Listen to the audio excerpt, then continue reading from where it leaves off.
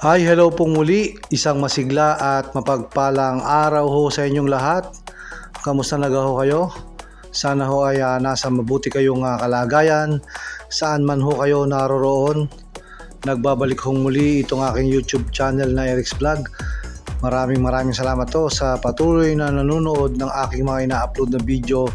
And maraming salamat din ho sa lahat ng patuloy na nagsusubscribe sa akin ng YouTube channel na Eric's Vlog. At ngayong araw ho na ito ay dumako naman ho tayo dito ho sa bansang Nepal dahil ho merong pangyayari hong nagaganap dito ho sa bansang Nepal. So yan ho ang ibabahagi ko ngayong araw na ito.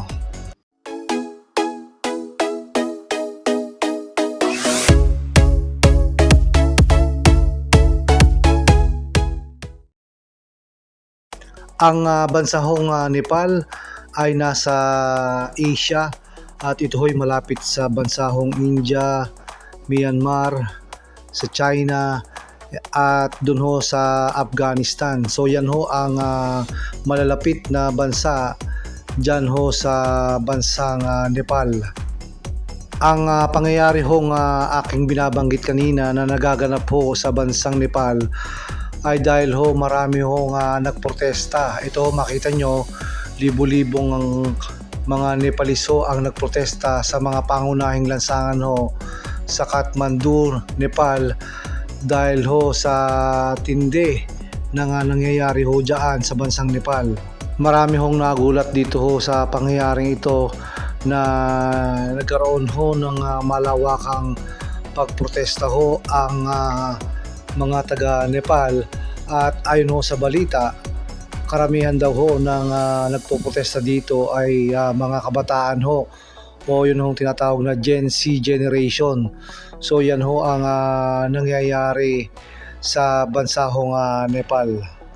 Ito ho yung mga ilang larawan hong kuha doon ho sa bansang Nepal na kung saan ho ay napakarami hong tao ho ang nagpoprotesta sa mga pangunahing lansangan ho, particular ho dyan sa Kathmandu, Nepal, ang capital ho ng bansang Nepal.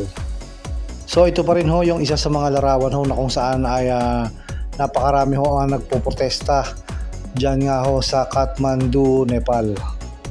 Ang matindi hong nangyayari sa Nepal ngayon ay yung protesta ho nila ay talagang lumalaho dahil marami hong building o gusali ang sinusunog ho dyan sa bansang Nepal.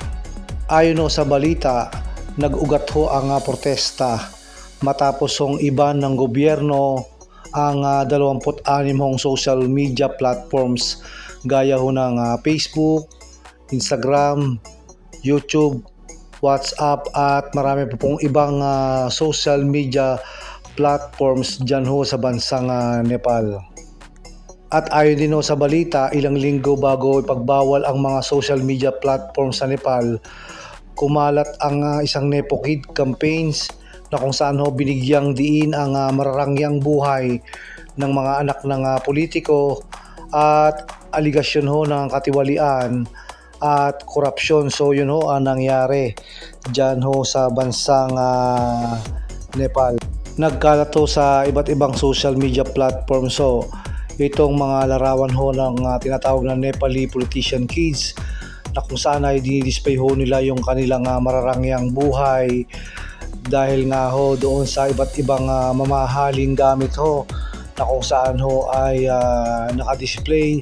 So marami ho itong mga larawan ho ito tulad ho ng mga relo, bag at iba't iba hong maluluhong pamumuhay o mararangyang buhay ho ng anak ho ng mga politician sa bansang Nepal at marahil ho ito ang ikinagalit ng marami hong Nepalese dyan ho sa bansang Nepal. At ito ho ay sumasalamin sa malawakan hong korupsyon na nangyayari ho sa bansang Nepal, kaya marami ho ang lugar na kung saan ho ay lumala ang sitwasyon. So katulad ho ng lugar ho na ito hong Parliament Building. So ito ho ay nilusob ng mga nagpoprotesta dun ho sa Kathmandu, Nepal. At sinunog ho itong lugar ng parliament.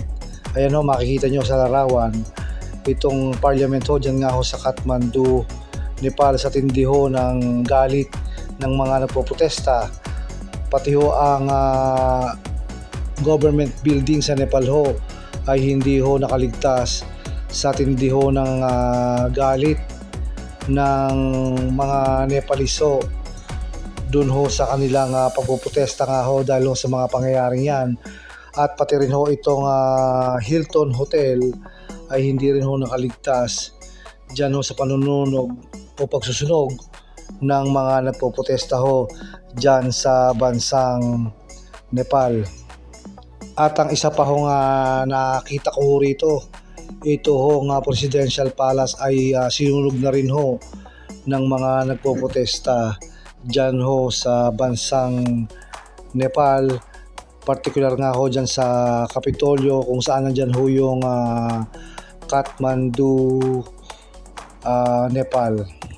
Isa hong bagay na nalaman natin ho dyan ay talaga hong sumiklab ang damdamin ho ng mga kabataan dyan ho sa protesta nga ho nangyari dyan sa bansang Nepal dahil ho sa kabila ng mararangyang buhay ho ng mga anak ng mga politicians ay patuloy ho ang paghihirap ng mga Nepalese ho sa pang-araw-araw na buhay nila.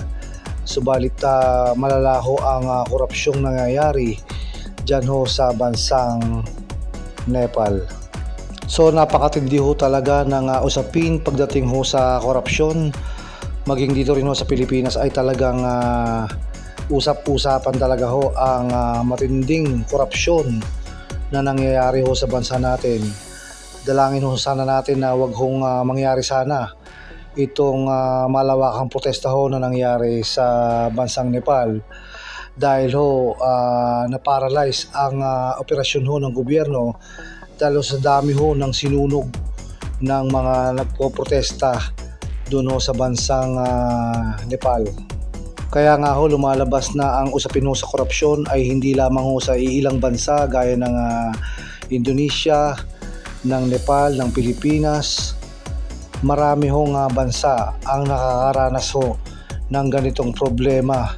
Ang talamak ho na korupsyon sa iba't ibang bansa ho.